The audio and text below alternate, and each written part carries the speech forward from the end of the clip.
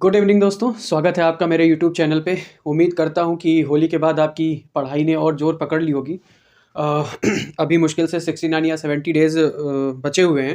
तो मैंने आपसे अपने पिछले वीडियो में कहा था कि मैं कुछ इनिशिएटिव नए-नए लाता रहूँगा और उसी क्रम में मैं हिस्ट्री का कुछ सेगमेंट लेके आया हूँ जो यूपीएससी प्रीलिम्स के साथ-साथ आने वाले जो अदर स्टेट के पीसीएस के एग्ज़ाम्स हैं उसमें भी काम आने वाला है। और वो आप फैक्ट अभी आगे देखेंगे कि वो आपके लिए कितना यूज़फुल हो सकते हैं। तो आप ज़रूर इस चैनल से जुड़े रहिए और अपने साथियों को भी जोड़िए। तो आइए देख लेते हैं कि क्या है आगे। तो देखिए, सभ्यता का विकास करके मैंने नोट्स निकाले हुए हैं, तो वहाँ से मैं इन चीज़ों को कवर कर रहा हूँ, ठीक है? तो पाषाण काल, तो पुरातत्वविदों ने आरंभिक काल को पुरा पाषाण काल कहा है। यह नाम पुरास्थलों से प्राप्त पत्थर के औजारों के महत्व को दर्शाता है, ठीक है? अब पुरा पाषाण काल को निम्न पुरा पाषाण काल, मध्य पुरा पाषाण काल तथा उच्च पुरा पाषाण काल, इन 3 में डिवाइड किया गया है। फिर गंगा, यमुना एवं सिंधु के जो कछारी क्षेत्र हैं, वहाँ से पुरा पाषाण स्थल नहीं प्राप्त होते हैं, ठीक है? और इस काल की प्रमुख विशेषता क्या थी कि यहाँ प्रयुक्त होने वाले कच्चे माल में क्वार्टजाइट की जगह जेस्पर और चट का उपयोग होता था। ये हो सकता है जो कूट वाले शब्द होते हैं उनमें एक लाइन दे दी जाए, तो यहाँ से आप थोड़ा-थोड़ा अपने शॉर्ट नोट्स टाइप में ही है, तो आप देखते रहेंगे तो आपके दिमाग में छपा रहेगा। फिर पुरा पाषाण काल में नक्काशी और चित्रकारी दोनों रूपों में कला का विकास हुआ था, ठीक है? अब पुरा पाषाण काल के जो स्थल हैं, वो देख लेते हैं। मैचिंग के लिए पूछ ले कि ये स्थल किस स्टेट से रिलेट करता है या कहाँ पे, तो देखिए, पहलगाम कश्मीर में, बेलन घाटी प्रयागराज उत्तर प्रदेश, भीमबेटका और आदमगढ़ ये होशंगाबाद मध्य प्रदेश से रिलेट करते हैं। नेवासा अहमदनगर कर्नाटक से, हुसंगी गुलबर्गा कर्नाटक से, अटीरामपक्कम ये तमिलनाडु से रिलेट करता है, ठीक है? फिर भीमबेटका देख लेते हैं। तो भीमबेटका मध्य प्रदेश के रायसेन जिले में स्थित एक पुरापाषाणिक आवासीय पुरास्थल है जो अपनी चित्रकला हेतु प्रसिद्ध है। और इसकी जो खोज की थी वो डॉक्टर विष्णु श्रीधर वाकड़कर द्वारा की गई थी। ये कभी-कभी पीसीएस में पूछता है, तो उस हिसाब से ये इंपॉर्टेंट है। बाकी आगे देखते हैं मध्य पाषाण काल। तो पुरापाषाण और नवपाषाण काल के जो बीच का संक्रमण काल है, जो ट्रांजिशन फेज है, उसको कहते हैं मध्य पाषाण काल। इसे माइक्रोलिथिक या सूक्ष्म पाषाण काल भी कहा जाता है, क्योंकि औजारों में लकड़ी या हड्डियों के मुट्ठे लगे होते हैं, ठीक है? अब इस लोग जो थे, इस युग के लोग क्या करते थे?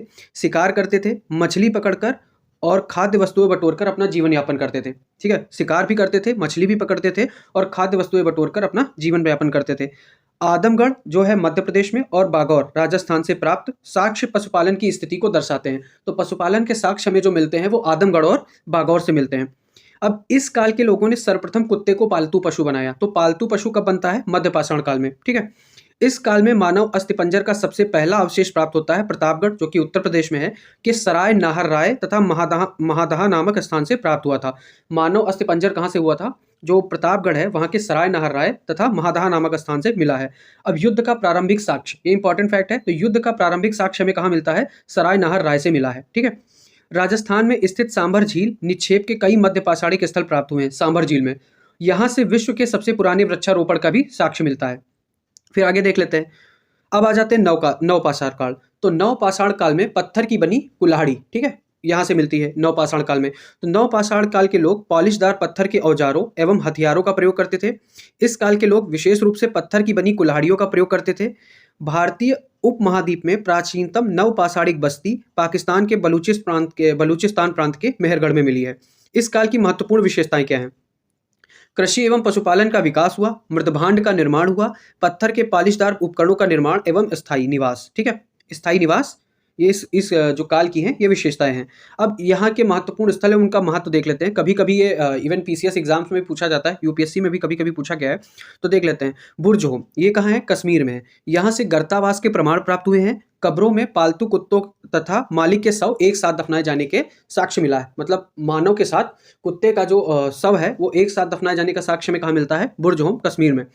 अब गुफक कराल कश्मीर में है। यहाँ से कृषि व पशुपालन के साक्ष्य और हड्डी के औजार एवं मृदभांडों के प्रमाण प्राप्त हुए हैं। फिर आ जाते हैं कोल्डियावा पे।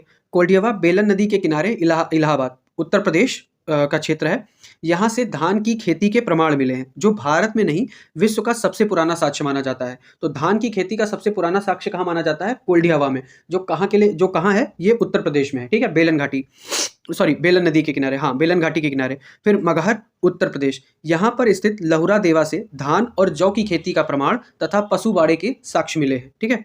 फिर चौपानी मांडो कहाँ है? ये उत्तर प्रदेश में है।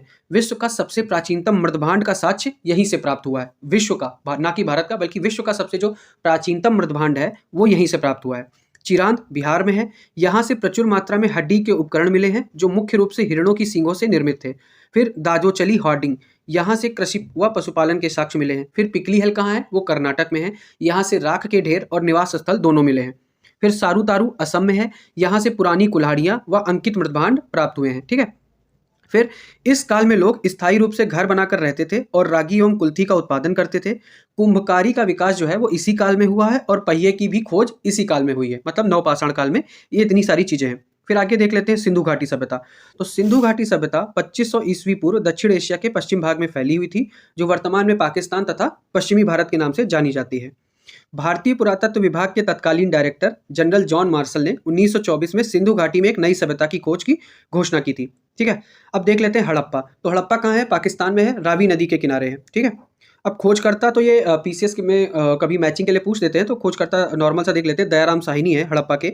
अब यहाँ का महत्व क्या, यहाँ क्या मिला है? तो 6 अन्नागार मिले हैं, लिंग एवं योनि के पाषाण प्रतीक मिले हैं, मातृ देवी की मूर्ति भी हड़प्पा से मिली है, RS-37 कब्रगाह यहाँ मिला है, नटराज की नृत्य मुद्रा वाली जो मूर्ति है और उसके साथ लिंग एवं योनि के पाषाण प्रतीक, मातृ देवी की मूर्ति, नटराज की नृत्य मुद्रा वाली मूर्ति जो है आज भी भारतीय संस्कृति का भाग है। फिर देख लेते हैं मोहनजोदड़ो। मोहनजोदड़ो का है पाकिस्तान में, कौन सी नदी के किनारे? सिंधु नदी के किनारे, और इसके जो खोजकर्ता थे वो थे राखालदास बनर्जी। तो यहाँ से क्या मिला है? यहाँ से वृहत स्नानागार मिला है, समाधान, दाढ़ी वाले पुजारी की मूर्ति, नर्तकी की प्रसिद्ध कांसे की मूर्ति जो बहुत इंपॉर्टेंट है, और पशुपति महादेव। तो नर्तकी की कांसे की मूर्ति, पशुपति महादेव और वृहद स्नानागार, ये चीज़ें इंपॉर्टेंट है, ये हमें मोहनजोदड़ो से मिलती हैं। फिर धौलावीरा। धौलावीरा कहाँ है? गुजरात में, ठीक है। और इसके खोज करता है जगतपति जोशी, JP जोशी। यहाँ क्या मिला है? यहाँ विशाल पानी का कुंड मिला है, जलदोहन प्रणाली, स्टेडियम, एकमात्र स्टेडियम जो हमें मिलता है सिंधु सभ्यता में वो कहाँ मिलता है? धौलावीरा में, ठीक है। बांध एवं तटबंध आदि प्राप्त है। यूपीएससी ने अभी हाल ही में इस पर क्वेश्चन पूछा था धौलावीरा से। फिर लोथल। तो लोथल कहाँ है? गुजरात में, भोगवा नदी के किनारे है। इसके खोज करता है SR राव। यहाँ से क्या मिलता है? गोदीवाड़ा मिलता है, डॉकयार्ड जिसको बोलते हैं, धान की भूसी, अग्नि वेदिकाएं, चित्रित मृदभांड, आधुनिक शतरंज, घोड़े के दांत आदि प्राप्त हुए हैं। जहाज की टेराकोटा आकृति, कोण मापने वाले उपकरण जो है वो सब लोथल से मिले हैं। फिर राखी घड़ी। राखी घड़ी किस स्टेट में है? हरियाणा में है। और स्थानीय नदी इसकी कौन सी है? घग्गर। और खोज करता है इसके अमरेंद्र नाथ, ठीक है। या फिर आगे देख लेते हैं यहाँ से क्या मिला है। तो अन्नागार, कब्रिस्तान, टेराकोटा की ईंटें मिली हैं। इसे हड़प्पा सभ्यता की प्रांतीय राजधानी कहा जाता है। ये इंपॉर्टेंट फैक्ट है, हड़प्पा सभ्यता की जो प्रांतीय राजधानी है वो राखीगढ़ी को कहा जाता है। फिर कालीबंगा। कालीबंगा राजस्थान में है और इसकी जो स्थानीय नदी है वो घग्गर है, और इसके खोज करता है अमलानंद घोष। तो यहाँ से क्या मिला है? यहाँ से जुते हुए खेतों के साक्ष्य मिले हैं, कच्ची ईंटों से निर्मित मकान, 7 हवन कुंड का साक्ष्य, अग्नि वेदिकाएं, ऊंट की हड्डियां यहाँ से प्राप्त हुई है। जो इंपॉर्टेंट चीजें हैं वो यहाँ पे लिखी हुई है। फिर चन्हूदड़ो देख लेते हैं। तो ये पाकिस्तान में है और इसके खोज करता है NG मजूमदार। और ये कहाँ, किस नदी के किनारे था? सिंधु नदी के किनारे था। यहाँ से मनके बनाने की दुकानें एवं लिपस्टिक का उपयोग पाया गया है, ठीक है। और यह बिना गढ़ वाला अकेला सिंध शहर है, मतलब यहाँ पर कोई दुर्ग नहीं है। तो कौन सा है वो? चन्हूदड़ो है। बिल्ली का पीछा करते हुए कुत्ते के पदचिन्ह भी चन्हूदड़ो से मिलते हैं, ठीक है। फिर आगे देख लेते हैं सुरकोटदा। सुरकोटदा कहाँ है? गुजरात में, और इसकी खोज करता है JP जोशी। तो यहाँ से घोड़े की हड्डियों का पहला वास्तविक अवशेष पाया जाता है, वो कहाँ मिलता है? सुरकोटड़ा में। फिर रोपड़। रोपड़ पंजाब में है, सतलज नदी के किनारे है। तो ये सतलज नदी के किनारे है और इसके खोज करता है यज्ञदत्त शर्मा। यहाँ से अंडाकार गड्ढे में मानव शव के साथ दफन कुत्ता तथा तांबे की कुल्हाड़ी के साक्ष्य मिले हैं रोपड़ से, ठीक है। अब अन्य महत्वपूर्ण स्थल है, ये देख लेते हैं किस स्टेट में, हो सकता है मैचिंग के लिए पूछ ले। तो देशलपुर गुजरात में है, पाबूमठ गुजरात में, रंगपुर गुजरात, ये सिंधु सभ्यता स्थल है, ठीक है। शिकारपुर गुजरात में, सनौली उत्तर प्रदेश में, कुणाल हरियाणा में, करणपुरा राजस्थान में, गनेरी वाला पंजाब में, ये इतने शामिल हैं। फिर ताम्र पाषाणिक सभ्यता देख लेते हैं। तो सिंधु सभ्यता के नगरीय जीवन के बाद उत्तर भारत के कतिपय क्षेत्रों में पुनः ग्रामीण संस्कृतियां परिलक्षित होती हैं। इन ग्रामीण संस्कृतियों में पाषाण उपकरणों के साथ साथ तांबे के उपकरणों का भी प्रयोग किया जाता है। ठीक है। अतः पुरातत्वविद जो है इन्हें ताम्र पाषाणिक संस्कृति के नाम से भी जानते हैं। फिर ताम्र पाषाणिक संस्कृतियों ने कांस्य युग की हड़प्पा संस्कृति का अनुसरण किया, जो लगभग 2500 ईसा पूर्व से 700 ईसा पूर्व तक फैला था। अब गोदावरी क्षेत्र में एक स्थल है दायमाबाद, जहां से सबसे बड़ी बस्ती मिली है, कलश और कलश शवाधान प्राप्त हुआ है। ठीक है। फिर प्रमुख ताम्र पाषाणिक संस्कृतियां हैं, उनको देख लेते हैं। आहार आहार संस्कृति जो है वो राजस्थान में पाई जाती है, जिसका प्राचीन नाम ताम्रवती है। यहाँ प्रस्तर फलक उद्योग पाया जाता है। ये बेसिकली पीसीएस में क्वेश्चन पूछे गए हैं। ठीक है। कायथा कायथा जो है ये चंबल क्षेत्र में स्थित है तथा इसके मृदभांडों पर उत्तर हड़प्पा संस्कृति का प्रभाव दिखाई पड़ता है। फिर होती है मालवा। तो यह मध्य प्रदेश के नर्मदा क्षेत्र के आसपास फली फूली थी। इसके मृदभांड ताम्र पाषाण मृदभांडों में उत्कृष्टतम माने गए हैं। ठीक है। फिर जारवे या जोरवे, यह विदर्भ और कोंकण को छोड़ सारे महाराष्ट्र में फैली हुई थी तथा सोनगांव एवं इनाम गांव, जो सोनगांव एवं इनाम गांव हैं, वो बेसिकली जोरवे संस्कृति से रिलेट करते हैं। फिर वैदिक सभ्यता देख लेते हैं। तो सिंधु घाटी सभ्यता के पश्चात जिस नई सभ्यता का विकास होता है उसे आर्य सभ्यता अथवा वैदिक सभ्यता के नाम से जाना जाता है। ठीक है। यहाँ मुख्यतः पशुचारण सभ्यता थी, जिसमें कृषि जो था वो गौड़ व्यवसाय था। ठीक। तो वैदिक संस्कृति को दो भागों में बांटा गया है। एक ऋग वैदिक जो 1500 बीसी से 1000 बीसी के बीच में थी। फिर उत्तर वैदिक संस्कृति जो 1000 बीसी से 600 बीसी के बीच में थी। ठीक है। तो ऋग वैदिक काल देख लेते हैं। तो ऋग वैदिक काल की जो सर्वप्रमुख नदी थी उसको सिंधु कहा जाता था तथा दूसरी सर्वाधिक पवित्र नदी सरस्वती थी, जिसे नदी तमा कहा जाता था। तो सरस्वती को क्या कहते हैं? नदी तमा। ठीक है। आर्यों का निवास स्थल सप्त सिंधु प्रदेश के रूप में बताया गया है। ऋग्वैदिक काल का जो समाज था वो पितृसत्तात्मक स्वरूप वाला कबीलाई समाज था। कौन सा समाज था? पितृसत्तात्मक था। ठीक है। इस काल में प्रशासन की सबसे छोटी इकाई क्या होती थी? कुल होती थी, और एक कुल के घर में रहने वाले लोग शामिल होते थे। एक कुल में एक घर में रहने वाले लोग शामिल होते थे। परिवार का जो मुखिया होता था वो कुलप कहा जाता था। तो इस शब्दावली इंपॉर्टेंट है। तो कुलप किसको कहते थे? जो परिवार का मुखिया होता था। एक ग्राम कई कुलों से मिलकर बना होता था, और ग्रामों का संगठन विश्व कहलाता था, और विश्व का संगठन जन, और राष्ट्र जो है वो कई जनों से मिलकर बना होता था। तो इट मीन्स क्या हो जाएगा? कुल, कुल के बाद क्या हो जाएगा? ग्राम, ग्राम के बाद हो जाएगा विश्व, विश्व के बाद जन, और जन के बाद राष्ट्र। कभी कभी ये क्रोनोलॉजी में मिलाने को पूछ लेते हैं। जैसे 2022 में 2021 में मध्यकालीन भारत का जो ऐसे ही सूबा परगना और करके कुछ एक क्वेश्चन यूपीएससी ने पूछा था। ठीक है। ऐसे ही पूछ सकते हैं। फिर उत्तर वैदिक काल देख लेते हैं। तो यह संस्कृति पंजाब से आगे दिल्ली और गंगा यमुना दोआब के क्षेत्र में विकसित हुई। इस संस्कृति का मुख्य केंद्र क्या था? मध्य देश था।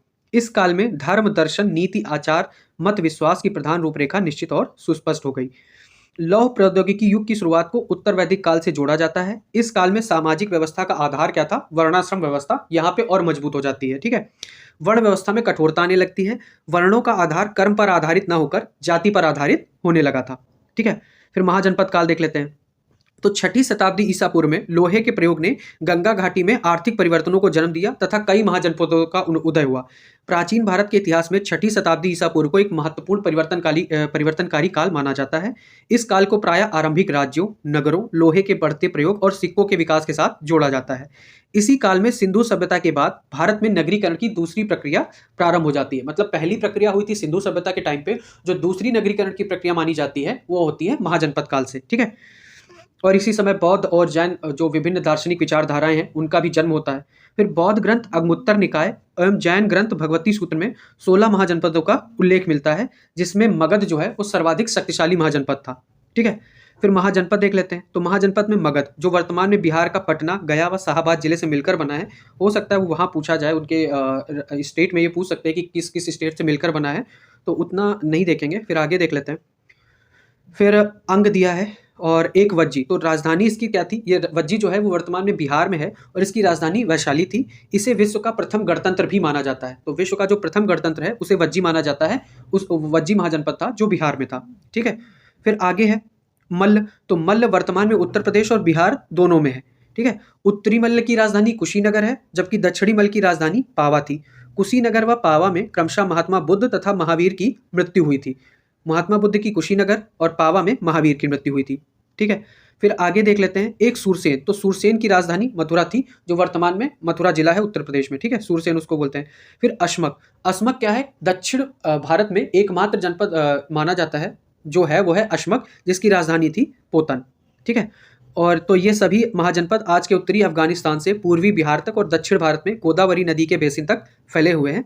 अब आगे इसके आगे हम कल कुछ और नए फैक्ट्स कवर करेंगे, तो आप इस चैनल के साथ जुड़े रहिए और आशा करता हूँ यह वीडियो आपको पसंद आया होगा, तो आप इसे ज़रूर शेयर कीजिए। धन्यवाद।